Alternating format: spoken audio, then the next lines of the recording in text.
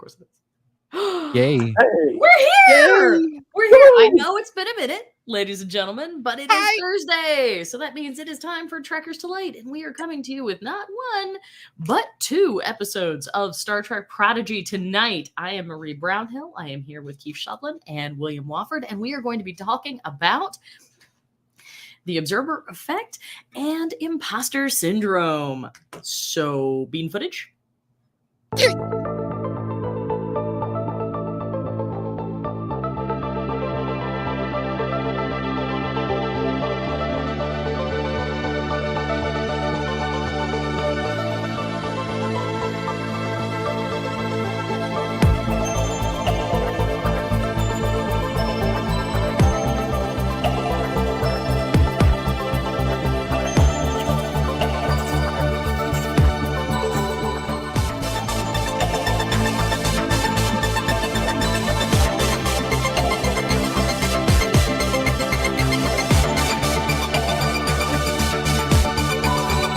Every other vote.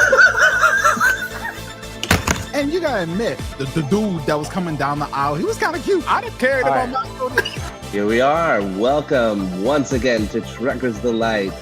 Like, literally, my mic falls down just as we go live. Hi, everybody. Who you gonna be? The captain of the Enterprise Z. Love that baseball and the teacup, like clearly TNG DS9 fans. So. Man, that we see power rates at some point in this season. What is going on? Power rates has shit to do with the power rates. No, everybody, this is actually one of the main screenwriters for Prodigy, so we are super excited to hear from you. And No one also, listen. I'm a little embarrassed for being as critical.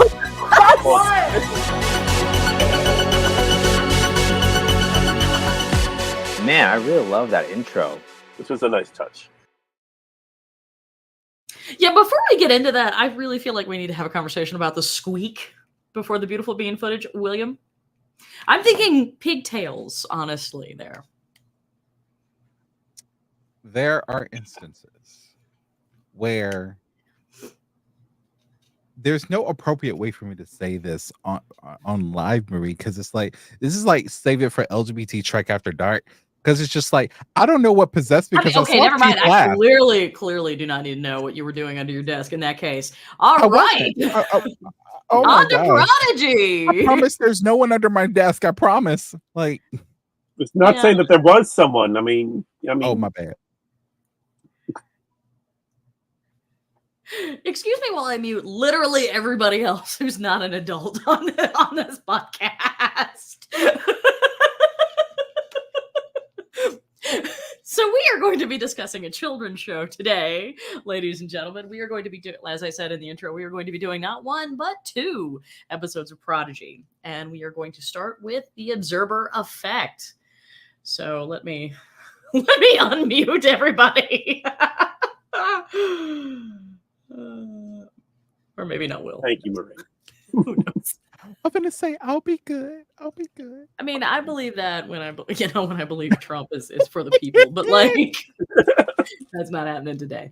All right, so who wants to talk about the Observer Effect first? Okay, I got it. Yeah. First of all, about the way I had written it wrong in the Discord. It's Observer's Paradox. Sorry. Observer Effect was actually the Enterprise episode, so I think I'm getting a little confused. I need y'all, hey, Aaron, I need y'all to start retitling these episodes a little more distinctly. Just saying. Yeah. This is the 923rd episode of anything Star Trek. So, yeah, it's surprising that they've only reused the title once. But they managed to rework a number of them. Yeah, as we'll see in a couple episodes of Prodigy. Is there in Beauty No Truth, I think? Yes. Is what it is? Is There in Truth No Beauty from 3rd season of TOS. Right. Okay, so Observer's Paradox. So we pick up from where we left off. The crew has returned to present day, having gone to the future of Solum and the past of future of Solum, where they screwed everything up, and the past of Solum, where they saved Gwyn and then made it back to regular time and back to the Voyager A. They all get debriefed, in which Janeway seems to find Murph to be the most helpful because she can't understand a single word he's saying. I mean, in her defense, he's really bad at charades. Yes. But that tends to be a theme of the episode, as everyone decides this is the episode where we're going to try to actually figure out what Murph is saying. And we're going to use whales to do it. Not only whales, but a whale named Jillian. Yes. Which is a nice little reference right there. Mm-hmm. Gillian Jacobs from Star Trek IV, The Voyage Home, also known as the one with the whales. I thought she was Jillian Taylor. Dr. Jacobs was her character name. Jillian Taylor is the actress. Yeah. All right, now I have to look that up. Okay. But anyway, we have to figure out the reason we have to figure out what Murph is saying is because Murph is the only one who has been talking to the mysterious entity. And we know that Murph's been talking to the mysterious entity because he shows up and creates a spiral that Gwen has seen in her own visions before. So they're like, oh shit, we've got to figure out what this guy's got going on. Which is, of course, they go through all kinds of ways to try to figure out how to use the the UT. That doesn't work. Murph screaming Saturday running out of his room is going to be, I think, one of my favorite moments from this episode. I'm not going to lie, because same, Murph, same. That's all I got to say right there. Okay, I was right at first. It is Dr. Jillian Taylor, played by Catherine Hicks. There we go. Cool. So there was no Dr. Jacobs. No, so you're right that that's Taylor. Yeah, we both were. All right. You were right, Marie. Let me just stop. The only reason I know is because that's literally my favorite of the TOS movies, and if I have a really bad week, that's on loop. So I may have watched it 6 times this week alone. It's not you. So anyway, I left it off with Murph showing them the magic spiral of doom. You want to pick it up? Yeah. So we also have, of course, Janeway, of course, feeling her, realizing that she's kind of lost all chance to save Chakotay. So she goes and looks at the magic rock that Chakotay gave her, which happens to have the magic spiral on it. God. So, they're trying to figure out how to reach out. So they use Jillian to speak to Murph, because Murph all of a sudden has some wonderful magic underwater, morphing powers. So maybe it should be Morph instead of Murph, but okay. He makes an excellent person. Yes. And he commutes with Jillian, in which he tells Jillian the find me and a code, which the code just happens to work for Gwen to program into the device that the doctor has put on her arm to keep her from phasing. And it throws her into a time tunnel in which she sees the spiral. And she hears the entity! And saying, find me, and yeah. And it's going to be the entity for the rest of this episode. So if that irritates you, knock off now. But she did also find a reference to finding the reference to spiral. It also gives her a hint of something. So they start searching through the computer records until they find a Native American tribe from a planet that was ceded to the Cardassians, the former Federation do colony. Do we actually have our confirmation now that Chakotay is from the planet from Journey's End? Yeah. Well, considering that was the original plan, that was one of the people supposed to be Chakotay. Yeah, we're gonna say he was a teenager when that happened. No, he would have been a full-fledged adult at that point. I'm sorry, let me shut up. Yeah, it was only a couple years before. Yeah, right. I had a moment. I'm sorry. Yeah, gotta remember, Next Generation ended and Voyager started a year later. Yeah. So, and this was the third to the end episode of Next Generation, so it was really way up there. So yeah, so now we get that, and of course they do a search. Are there any members of that Native American tribe in Starfleet? Yep, Chakotay. And so now, of course, they're thinking, okay, now we have to find a way to save Chakotay, and do it without Janeway's help, because Janeway won't do it now, and you know, otherwise, and plus the fact they are now being very closely watched by the doctor because they realize these are kids and they should not be left to their own without devices. They need supervision. I mean, which to be fair, like they are the most Janeway of children. Yeah. Right? I will note that Rock Talk is still basically the adult of the group, and just I don't want to do any of this shit. Let me just do my job. La la la la la. And Jankum is back to the Jankum of season 1, so he is completely regressed. No more nice. No more nice. And that's where we leave off roughly from Observer's Paradox, which leads us directly into Imposter Syndrome. And Imposter Syndrome is the necessary holodeck hijinks episode. I swear we have to have one for every season of every iteration. It's got to happen. Picard season 2 didn't happen, guys. It's just not a thing. Okay.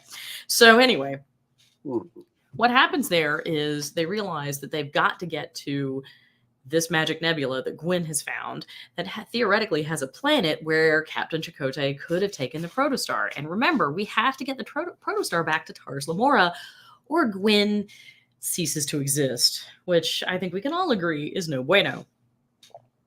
So Rock Talk and Jankum and Zero all, put their heads together and decide that they figured out a way to create a distraction, right? Which is they're going to create holodeck simulacra of each other while the real protostar alumni head off to the Infinity so that they can take the Infinity and go off to this planet and rescue Captain Chakotay, because they know that the Infinity is slated to be destroyed because, as we've seen earlier, Admiral Jellicoe is up to his General Admiral Jellicoe hijinks and has ordered Captain Janeway to abandon the mission. Chakotay is frankly being sacrificed upon the adage of, the good of the many outweighs the good of the one. And on top of that, destroy all evidence that their mission even was to occur. So they discovered that the Infinity is about to be chucked into a blue sun, which will destroy the ship. And Dal was like, hey, this is the best time ever. We can steal the ship, cloak, and then head off. And our holographic simulacra can just hang out on the ship and be us.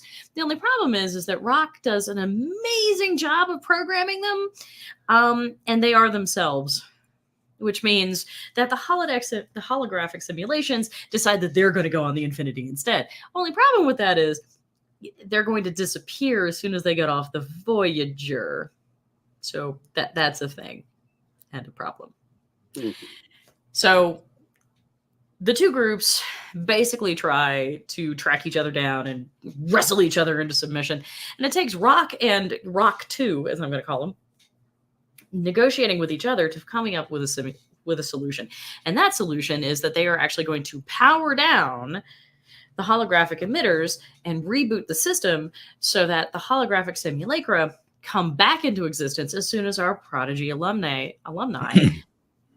are on the Infinity and warping off to great adventures. And so that's what they do, more or less. Literally turn it off and turn it on again. I mean, in the great history of IT everywhere, apparently it works. It works in the far-flung future just as well as it works with your PC. So that's what they do. And Rock brings as they are warping away, Rock brings everybody back online. Unfortunately, there's a bit of a hiccup. And they come back with everybody's personalities kind of rearranged at random. It's giving Freaky Friday. Yeah, it really is. It really is. And that is where we leave off with Imposter Syndrome. Well, one thing to note, though, they were almost caught, but someone played interference for them. I was going to get to Majel. Majel apparently also reciprocates Zero's crush, y'all. And even tells him as much psychically because Vulcans. Zero, they are apparently very interesting as an entity. Mm-hmm. Mm-hmm. That's understandable. I mean, I'm not going to disagree. I am still disappointed. We have yet to get a whole conversation about the logic of Magel's hair styling. I am very disappointed. I really need that in my life, but apparently we're not going to get it. Are we sure it's just not the light reflecting off of her head? Yes. Yeah, that's definitely That's a fade, my dude. Okay. That's a fade. I mean, well, let me ask She's you a got an question. ombre effect going on. Other than Spock, when was the last time we saw a teenage Vulcan? Anytime we have a Spock flashback? That's what I'm saying. Well, Other than him. I mean, No. They're all the people. They're all the little mini Vulcans that are around Spock. Oh, I mean, well, yeah. I guess And so. so we saw Teen Tuvok. We saw. That's true. we saw None Teen- of whom had illogical hair. Because I guess it's just like in my head, because I looked at her hair and I never really thought, I've never seen like a female Vulcan teenager. So I guess I gave it a little leeway because I really How thought. do you know she's a teenager though? They're all teenagers. They're all preteens. I mean, we know. As far as Vulcans go, well, there's Starfleet. Ooh, what? You're not gonna tell me. I'm not gonna win this one. That I'm we're not gonna going to win have this a one. Vulcan non-traditional suit. I'm right? sorry. Like, I'm having a T'Pol moment. Magel may in fact be 50, but she's teen years in Vulcan years. Okay. Well, right, because I'm having a T'Pol moment. I'm only 62 years old. Right. Good Lord. Okay. Remarkably well preserved, my dear. What was Talin? It's 67 or something like that on Lower Right. Decks? So I'm guessing 60s is like your 30s, I guess. Like, Oh yeah, well you Or can live mid-20s. 100 years Sure. old. Yeah. yeah, however I guess for every 3 years we humans get 1 year, I guess. I'm I sure don't know. someone out there has written an algorithm, but that person's not me. Okay. But, This is not me. yeah.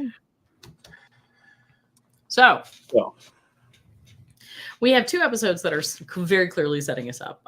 These aren't like tremendously like thematic episodes, I'd say. These are really big plot heavy episodes that are trying to get us where we need to go. I mean, yes, there are some pretty significant thematic underpinnings, like, for example, the necessity of communication and cooperation. mhm.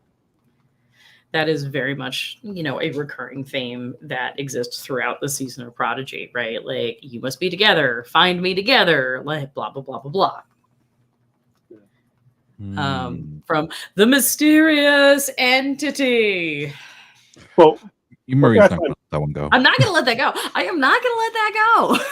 I What's told in- you, if that's a problem, keep scrolling. you know what? They were telegraphing the whole. We're going to make duplicates. Of course, they said it in the episode in Imposter Syndrome that they got the idea from the Doctor. But as soon as he said it in Imposter, Sorry. Hmm? Keep as soon going. as he said it in Observer's Paradox, I'm like, why don't they just make holographic duplicates of themselves? But I was thinking that the Doctor was going to make holographic duplicates of himself so that there's one of him to watch each of the kids. That would have made some sense. Yes. It would That would have made made some sense. sense. But I mean, Way more but sense than it his gave holo us novel. the most amazing line, actually, which was, "You owe me one, doll." Yes. Because Zero may be interested in experiencing corporeal life. He is not interested in a humorous romantic hexagon with all the various Rodrigos. Yeah, once it got to a 14th Rodrigo by the point of I'm pretty sure Zero was like, if I open this hatch, I can theoretically float through the side of the ship and never come back. like, if I open the door, will he go in? He's a hologram, so will he go insane? Or no? Or isn't Not he that much. already mad enough? That maybe it will Well, we do now know that he spent some time on the Cerritos, so maybe that Yes, drove him a bit yes. insane. More dysfunctional. The last time I saw a crew this dysfunctional, it was on the Cerritos. The way he said Cerritos, though, I was just like, we better see you this season too. We better see you. Like, And everybody, watch Lower Decks when it comes on. Watch What? it twice. Watch it 5 times. I don't care.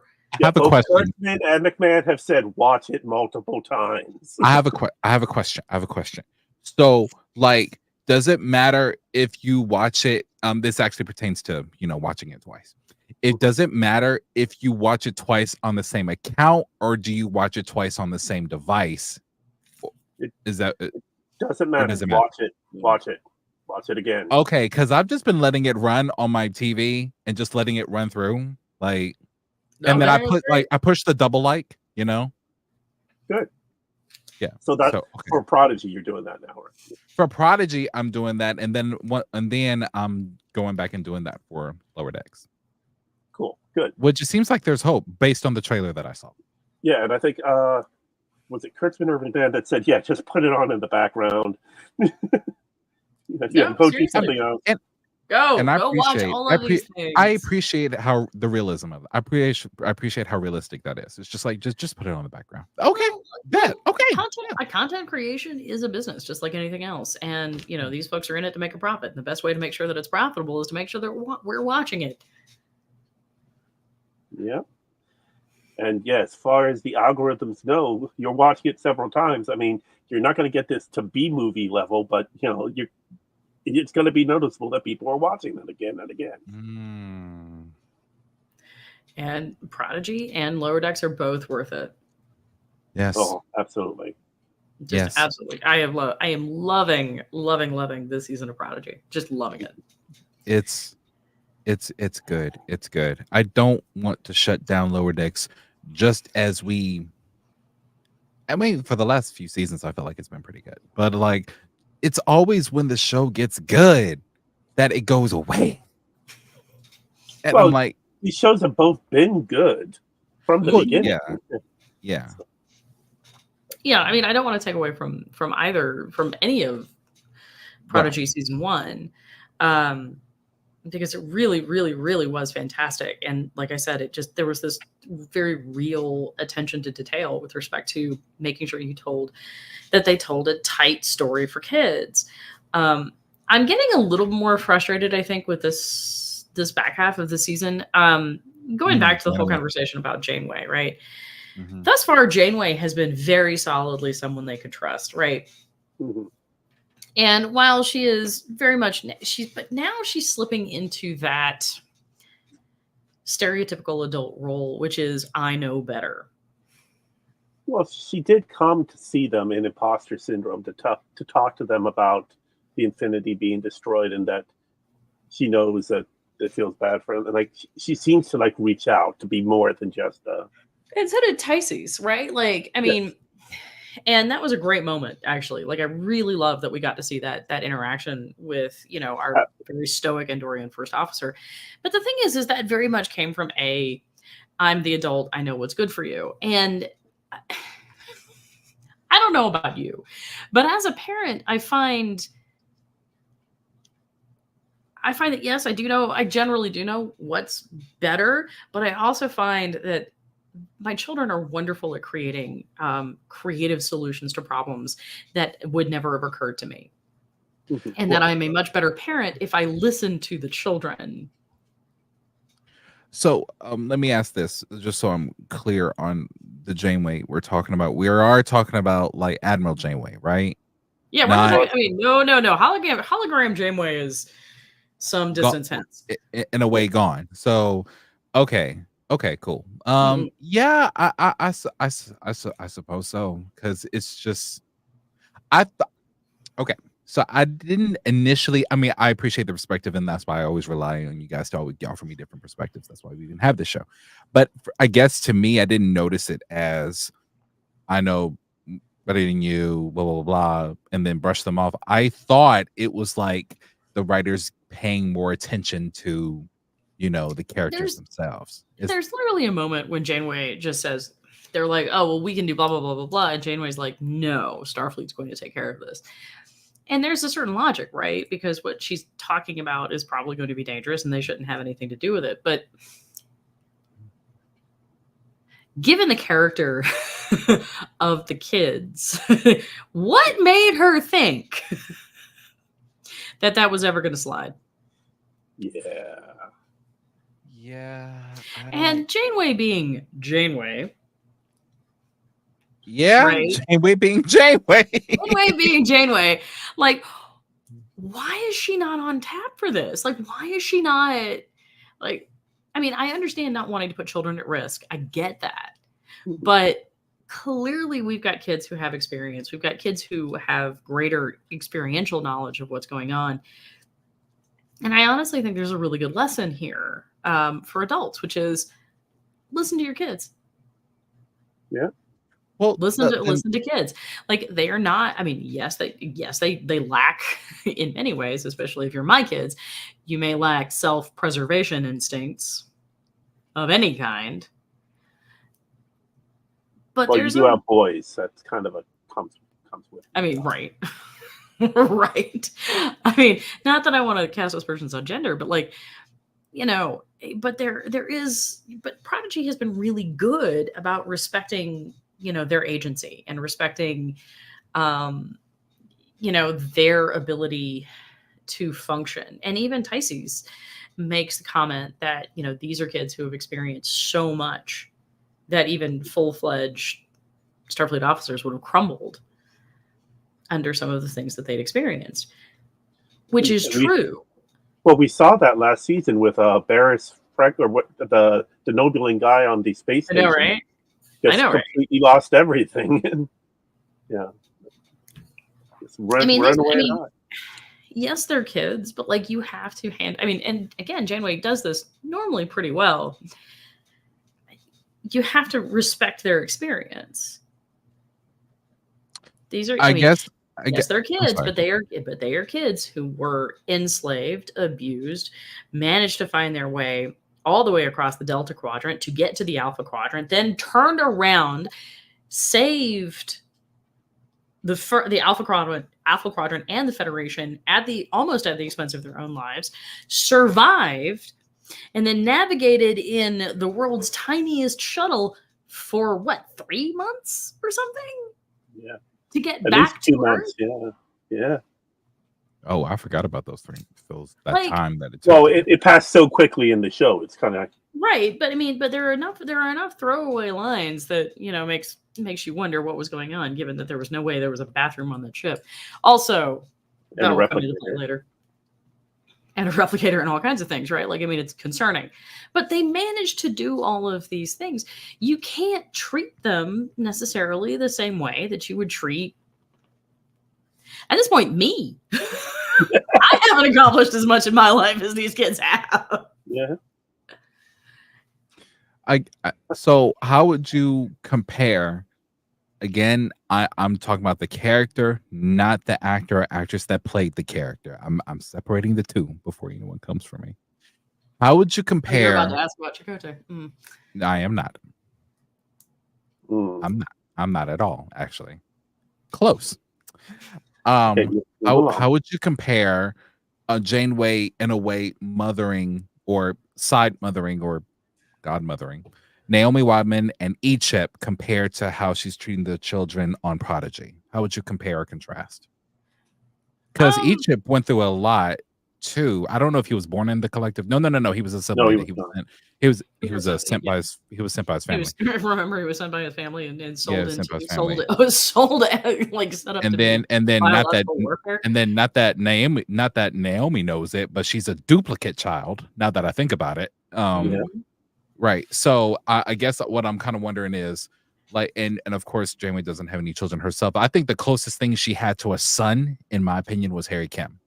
That was the closest thing to me. Oh, definitely. Yeah, for sure. That's a really interesting question. I don't know that we really get enough footage of her with Icheb. No, Icheb is definitely Seven's son. Yeah. Okay. Well, Naomi Wildman was the captain's assistant. You know, they actually gave her a little title, and Q's son was like the annoying nephew, godson. Yeah. God. Yeah. So I think she falls back. She's falling back into the same thing, right? Naomi Wildman's a little bit different because, and Janeway has literally watched her from birth. In some form or another. And so I think there's very much a tendency to, I mean, they treated her very much as if she was a child, and they treated her very sort of age appropriately, but there's not like the same level of trauma underlying Naomi Wildman. Sure, yeah. And for Icheb and Seven bonded, there's a maternal aspect of it, and there's also like a fraternal aspect to that relationship. It's really kind of interesting and beautifully written. And Janeway's not really part of that, because Janeway very much is, basically what she does is she follows Seven's lead, and how Seven's willing to treat Icheb, that's how Janeway's going to treat Icheb. Mm-hmm. And Seven is really, I think, a fantastic parent, because Seven treats Icheb as a person. Mm-hmm. Fun will now commence. Right.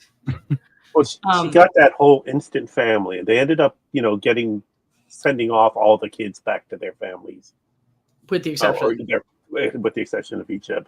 But she got a crash course in being a mother, and just put all of it into Icheb once all the other kids were gone. Right. And I think that's maybe why Janeway's been so good with these kids, to be perfectly honest. And I think that's maybe why the selection was Janeway over, say, Picard, or placing Prodigy in the same timeline as the Kirk timeline, because neither one of them would have been at all set up to handle more children.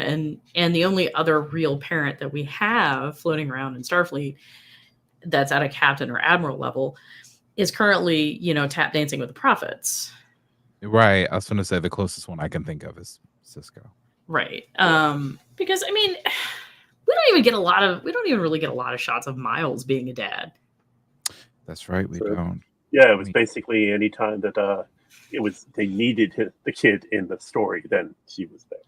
Yeah. And then the one time she fell in a hole. Yeah. Right. So in a sense, I think that makes sense for the inclusion of Janeway. And I understand why Janeway says what she says, which is, the adults are going to handle this. But, it's just like, the have way you not it gets seen set what they up went in through? these, yeah, right. Like the way that it gets set up in these episodes, it's almost, and this is one of the aspects of storytelling that really bugs me, is like you'll get these characters that are set up to be incredibly intelligent and are incredibly competent, and then they have to pretend to play dumb in order for this story to move the way it's supposed to move. We see this with Michael Burnham periodically, right? Where all of a sudden her brain just, I don't know, just leaks out of her ears because it has to in order for the story to work. And we're getting a little bit of that here, I think. Well, when they had to bring Rock Talk onto the bridge to come up with the other way to scan for them, like there wouldn't be somebody who's had years of training that would be able to get that. Right, which is literally like a point we made in the last episode where we were just like, what is going on here? Like, yes, Rock is brilliant. We know Rock is brilliant. But let's not pretend that Janeway isn't either. I was kind of wondering why in this particular scene that Janeway didn't make the connection that she was a scientist first. Like, I thought that there would be some sort of... What was that? I'm sorry. Either they forgot or it wasn't for the story. They decided that right. So I thought there was going to be So I thought there was going to be a lot of bonding moments over that with Rock Talk, right? Like I thought there was going to be something there. Otherwise, why bring them on the bridge? But I think Rock Talk is a little. I think Rock Talk's afraid. I don't think she's intimidated by Janeway. That's not what I mean. I think she's afraid, and I think she's afraid, as we've discussed, about losing her place in Starfleet, because this is the only place she's got to go, and that's one of the reasons that she still is. She holds on to doing what she thinks is the right thing, or what not even necessarily the right thing, but what's expected of her. Right. I remember how she had one of the saddest storylines of season 1, getting stuck in the time loop.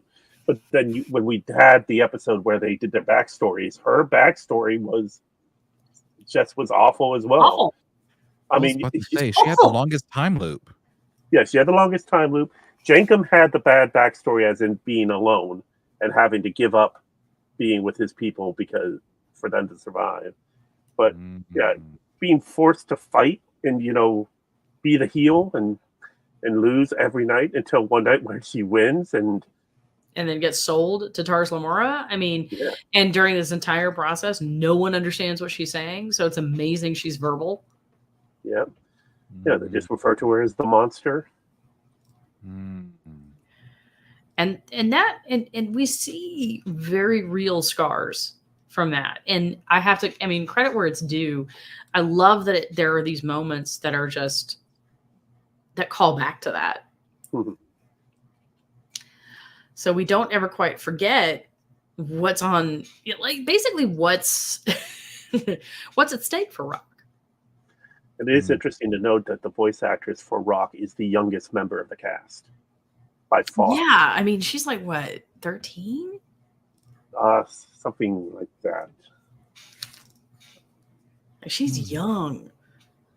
I mean, mad props to her. She was 9 when they started, so 12-ish. Riley Alazraqui, and her father Carlos Alazraqui is 2011. So yeah, she's 13 now. Go me! Yeah, way to come away. Go me! Okay. You're batting 1,000 tonight. Good job, man. This is the only time that'll happen. This is the only time it'll happen, guys. I may put this on my calendar. Yeah, like, so I do really appreciate that we have those moments with Rock. So I think that's why Rock finds it very difficult to communicate with Janeway. But Dahl, on the other hand, has sort of seen Janeway as a surrogate mother figure, even though this is not the same holographic Janeway that he had, right? But he's been able to communicate with her, and she's been really remarkably upfront with him, which I absolutely love. And is, again, a wonderful thing to see on TV, because there's a lot of, in media in media like this, there's a lot of us versus them, where the adults know something, they're not sharing, and it's frequently nefarious. Like, think, Mockingjay, right? Oh, what's the Shailene Woodley one? Divergence. Yes, think that. Where these, or any number of kid things where kids are taking over, and basically because the adults just aren't giving them the information that they need, and they take things in hand. It's an existing trope. And the reason it's an existing trope is because it is that, kids are doing the best they can with the information that they have. And if they had a more open relationship with their kids, this wouldn't be an issue.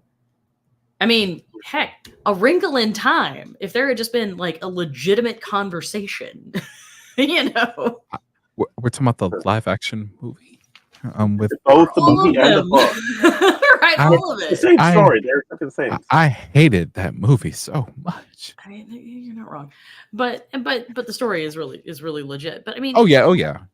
So there's this kind of overwhelming trend in this kind of media to just be like, there's the separation between the adults and the kids, and yes, the adults are keeping things from their children to keep them safe, but the constant message is frequently that the children are more sophisticated than we give them credit for. Well, it's the Goonies paradox. The kids are made to look like they're the only ones that can solve all this because they're looking at it from a children's view, and like Baby Geniuses. Sure. It's an exaggerated. Goonies came earlier, so we're gonna go with Goonies, okay? Right. Oh, we're talking about an actual. Oh, okay. Well, I heard the name before, but you said paradox, so I thought that was an actual. Well, have you seen the Goonies?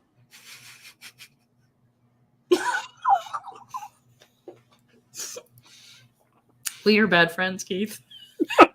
we have not contributed to our son's education. On that note, Marie, I have heard the title. I've heard the title.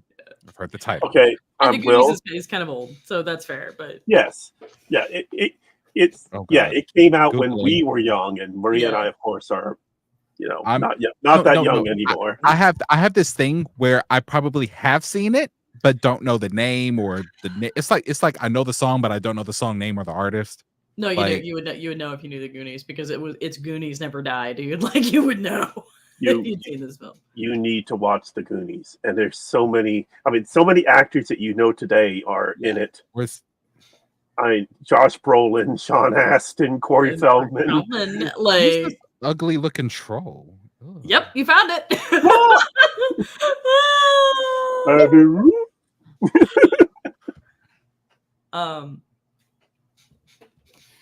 But I do sort of feel Okay, like a hold little on. like I feel a little like we're slipping into that and we're losing those lines of communication between the children and the adults, which I thought were so great, actually. Like the existence of which was really, really fantastic for Prodigy. Right. I hope that gets reestablished. I do. But I mean, the Magic Rock.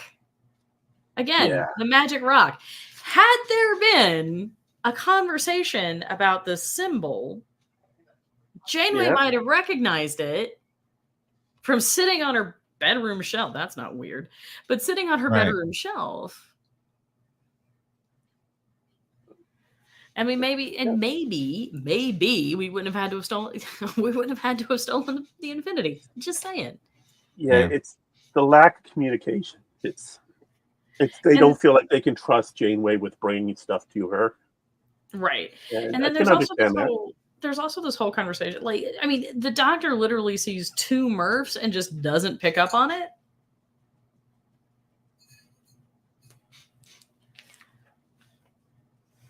Okay.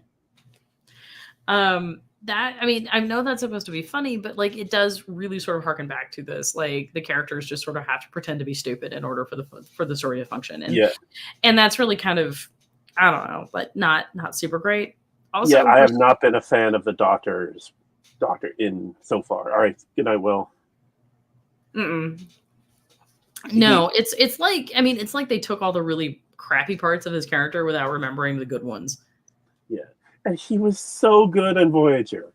Robert was. Picardo was so good. Yes. Yeah, he is a shadow of himself here, and I hope that this does not pretend of what we are to see of him going forward. Because Right. if it is, then God help us. Well, I'm also noticing a little bit of a downtrend in animation quality. See, I haven't noticed that. Well, for him, definitely. There's a he has not been well animated from the beginning. I mean, I keep referring to this as the Bethesda treatment, and I'm very serious about that. Like, I feel like we're watching like early Dragon Age. Oh, yeah, I get that. His arms are just a bit too thin, and he doesn't exactly move. Yeah, the quality's not there. So I don't know. I don't know if it's maybe just and it could be my home network. It could be I'm watching it on the older television. I don't know. And so I'm willing to give it the benefit of the doubt, but I'm a little kind of meh on that. Well, from the beginning for the Doctor, he in Prodigy, he has given me Max Headroom vibes. And given the number of glitches that occurred with the holograms, I mean, you're not wrong. Yeah. Ooh, I'm glad William's gone for that one because Yeah, I don't seriously, feel any he would've been older like- than I do. Because now he'd be asking us who Max Headroom was. Or he would just be sitting there going, okay, and just let it go. Yeah. Why does he not watch Goonies? Well, Okay. I mean, why would he? Like, why would he? Yeah, like, I mean, I hate to break it to you, but we're going to hit a generation that's never seen The Princess Bride in the not too distant future. Well, I'm working to stop that. No. I have the book and I've watched it several times with my daughter, so we're passing it along. So, I mean, it's a whole thing. I mean, and that's kind of what Prodigy's about too, is also figuring out nice ways to pass the torch. Yeah. Without without necessarily losing, this really wonderful kind of core spirit of the show, which is about these kids who are prodigies and who are trying to figure out how to, correct this massive error. Mm-hmm. And I mean, I've got to say, like, Janeway doesn't throw the book at them, which I think is really fantastic parenting. Like, she doesn't yell, she doesn't get mad. She's just like, okay, this is a thing that happened. I know you didn't mean to. But now we have to deal with the consequences, and the consequences are going to be pretty serious, and they could potentially be fatal for Gwen. Like, she doesn't sugarcoat it, but she doesn't assign blame either. And she comes at it from this very positive place of, let's figure out what to do. And that's... And she does the good parent thing too. Like, she doesn't go telling Jellicoe what happened. She massages it as best she can, and she's trying to find the best way out of it. And it's like she's punishing him because she knows she has to. I don't even think it's punishing. I don't even think that's it. I don't think watching them is punitive. I think it's literally, they've proven that they're a flight risk. Oh, yeah. I mean, and they've done it again, as we've seen at the end of right. Imposter I mean, and Syndrome. I mean, she possibly should have found a better babysitter. Just saying. Like maybe if he would have learned from his own Hollow novel and duplicated himself. Oh my God. I mean, I think the moment where they're trying to hack into, and I think that's in this episode, right? Where they have to hack into the holodeck, and he's talking about how, like, cooperative and forthcoming and honest they've been. Yeah. Just as they go to meet, like, the holographic simulacra. Yeah. Oh, yeah, that's always one of those. And it's like, okay, we'll put all the lines in where they're doing the exact opposite, because, as long as you don't point it out directly. And that was a phenomenal, like, doctor moment, right? Where he's talking about, like, his, how well he's doing as a mentor, and you're just like, no. You, in fact, been doing the exact opposite, Rodrigo. Yeah, I'm just thinking of, the one that comes to mind immediately is Ferris Bueller, where they drop off the sports car at the parking garage. Like, I think I can trust this guy, as he's literally pulling out. He's just like, which of course sets up the problem later, because there's such a tremendous large number of miles on the car, and that sets us up for that whole, like, crash the car through the garage for Cameron. Cameron with his dad. And we're just full of 80s references tonight, ladies and gentlemen. Right, but in all fairness, Cameron's actor will eventually end up on Star Trek, so it's at least related. Yes, he will. Okay. Not in the best way, but yes, he will. yeah, right. I know he has a real name, but in my head, he's Cameron, because it feels like he's playing Cameron in Star Trek, right? Like, he's Captain Cameron. Alan Ruck, yeah, because he's not in charge, right? Like, he's not. I remember though, in with when they made Ferris Bueller, he was like in his early 30s, like late 20s, early 30s, which blows my mind, right? Yeah, blows my mind, because nobody would have confused early 30s Marie with a high school student. Just saying. Yeah. Some people just got it. Right. Yeah. I had not yet discovered the magic of retinol. But yeah, like, so that's at least okay, right? Like, that's at least Star Trek adjacent. See, if I shave the beard, people take a few years off of their estimate of that is always true. But that is always true. Most of my gray hair is in my beard, so. Yeah. Well, that's why Jonathan Frakes grew a beard. Because he looked about 13 without it. Well, yeah, they say in Pegasus, ensign baby face. Mm-hmm. Yeah. Mm-hmm. All right. Anything else? My kids are actually convinced that, and I've mentioned them a lot this episode, but Prodigy just sort of brings it out. But they're actually convinced that, like, it's a different William Riker. Pre and post beard. They refuse to believe that's the same guy. Really? Yeah, just refuse. They're just like, no, Mama, you're wrong. no, Mama, you're lying to us. And I'm like, no, that's the same actor. His name is Jonathan Frakes. Yeah. Yeah, just show him the episode of Deep Space Nine where he peels off the beard. I do not want to give them trauma, man. Like, I do not have that much extra money in counseling, buddy. Okay, like, come on. All right, that's fair. That's fair. Oh, but yeah, that's about as far as I think we're gonna get with those 2 episodes. So, do you have news? I do, but just a reminder: next week we'll be continuing with Prodigy. We're doing 2 episodes once again. In fact, we're going to be doing 2 episodes for the next 3 weeks. Yep. Because next week will be The Fast and the Curious, episode 7, and Is There in Beauty No Truth? Then we have 2-parters, The Devourer of All Things, parts 1 and 2, and Last Flight of the Protostar, parts 1 and 2. So, and the reason we're making sure we do these 2 parts is because we have a date for Lower Decks. Woohoo! Lower Decks. We actually haven't had an episode since Comic-Con, so we're a bit behind. Sorry about that, everyone. But we do have a trailer for season 5 of Lower Decks, and we have a premiere date, which is October, I believe. Hold on.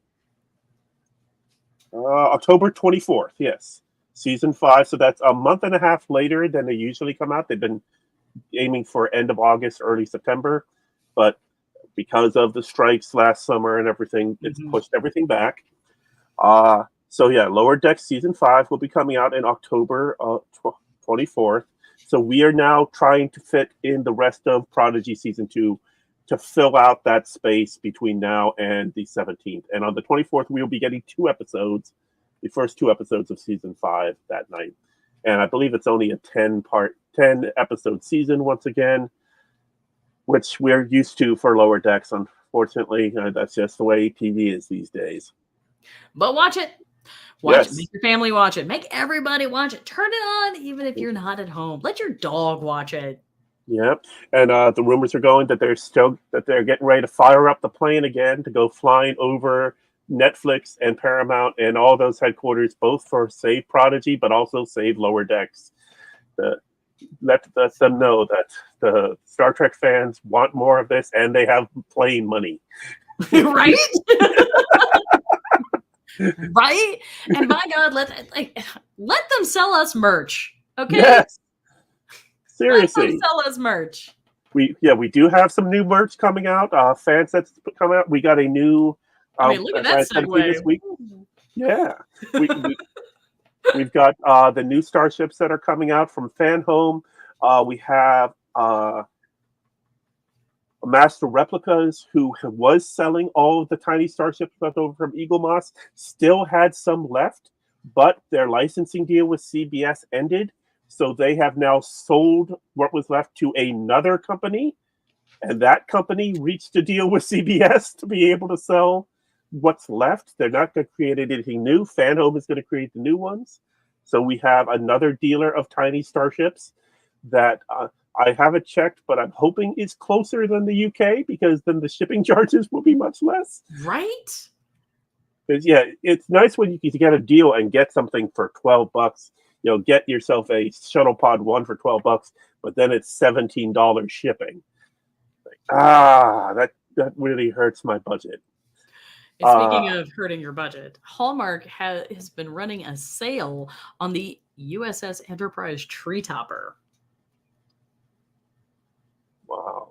Oh man, I can't. Just so if you celebrate Christmas or have a Hanukkah bush or whatever, and it needs a tree topper. Yeah, that's now available to you. Also coming out of Comic-Con, we did have a trailer for Star Trek Section 31, the movie.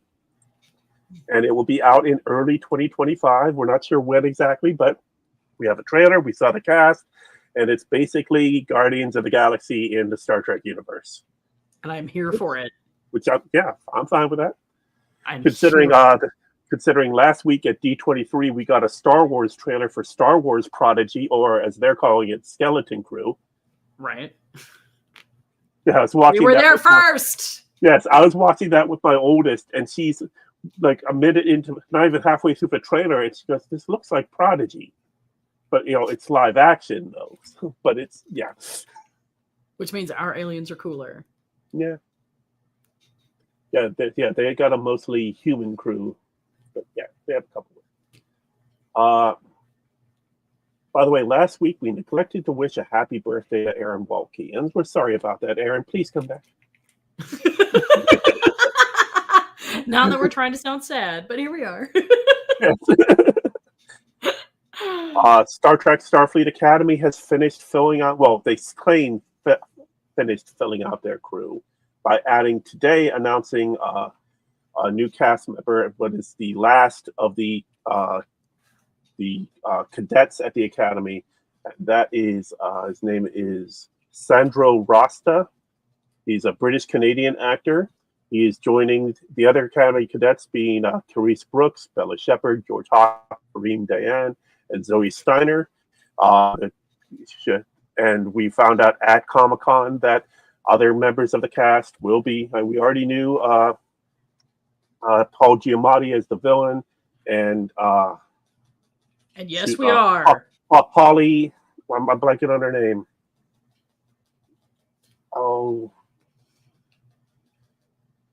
Holly Hunter. Holly Hunter as the lead. And then at Comic-Con, they announced returning cast from Discovery, Mary Wiseman and Oded Fair as recurring characters. There's Admiral Vance and Sylvia Tilly. But series regulars for Tig Notaro as Jet Reno and Robert Picardo as the Doctor. So excited to see more Jet Reno. So excited. The Trek movie article accidentally lists him as Robert Picard, so they need to fix that. Or maybe they did it on purpose just to be funny. Who knows? Okay. But yeah, of all the Discovery recurring, I would not have expected Tig Notaro to be the one to be coming back, because she's so busy. I know. Which is why we didn't get enough of her. So clearly we need more. Clearly. Absolutely. There was one name I was hoping to see, but sadly, no Doug Jones. I know. Well, we'll have to deal with what Saru we've gotten, and hope that maybe in season 2 of Starfleet Academy, maybe he comes by. Maybe he gets. I would love to see more Tarina myself. Yeah. Well, I mean, if you're gonna bring back Saru, you got to bring back Tarina. Yeah. Right. Absolutely. Then we have the big news this week. Paramount TV Studios is no more. As part of the liquidating of certain assets for the merger between Skydance and Paramount Global, they have shut down Paramount TV. Now, that has had some people wondering, what is this going to do for Star Trek? Star Trek is entirely being produced under CBS Studios. So Paramount TV was not making Star Trek. It was making Time Bandits for Apple TV Plus, which 3 episodes in is pretty good. So I'm a bit behind on that. A couple other shows. They are now shifting all production over to CBS, which is down the street. But the key thing is the Paramount TV lot is now up for sale. And that's historic real estate, man. That is the I Love Lucy lot. That is the original series Star Trek lot. So that's the real sad thing. I mean, it's sad to see Paramount Television shut down, but it's sad to know that they're letting that lot be sold. And it'll be eaten up by somebody else. So. All right, Trek fans, we clearly need to set up a GoFundMe, and you know. Yeah, so you can buy. Do you really need to buy like 2 inches in Scotland to become a lord, or do you just need to own a piece of Paramount? Like, I'm just asking, because I know where my priorities are. Mm-hmm. Well, remember to like and share. Leave your comments down below what you thought about Observer's Paradox and Imposter Syndrome. And just your thoughts on what's going on going forward. Who is this mysterious entity? I'm gonna be. I've only watched up until Imposter Syndrome. So it's been my sad thing about us not doing the past 2 weeks is I'm behind, and I've been wanting to watch more Star Trek, and I don't want to watch anything else because I want to get through Prodigy. I'm gonna be so mad. I'm just gonna be so mad. I can feel it coming. But anyway, thank you so much for watching. And as he said, like, subscribe, comment, share, and we will see you next week. So, beautiful beam footage. Wait, Jason, on a scale of 1 to 10, how serious are you being right now? I gotta know. I'm serious, dude. You got Like 10 out of I'm 10 100% serious, or picking on Michael serious? Which one? There is no temperature in space. It's not cold. Yes, there is. What are you serious? Okay, wait. Who is? Oh dear God! It just got Because you said better. his name. Welcome to the party, Michael. No, that is not how we're going to end the episode No. because Keith actually has like a legitimate news update. He knows shit, and we should possibly like convey that knowledge. That's my favorite line. He knows shit. It's just like a black and red mound. It's like, Why are you describing yourself? what the hell? Hello from me. Hey, Virgil. Hey, Hey, Virgil. welcome. Hello, Virgil. Welcome. Who are you?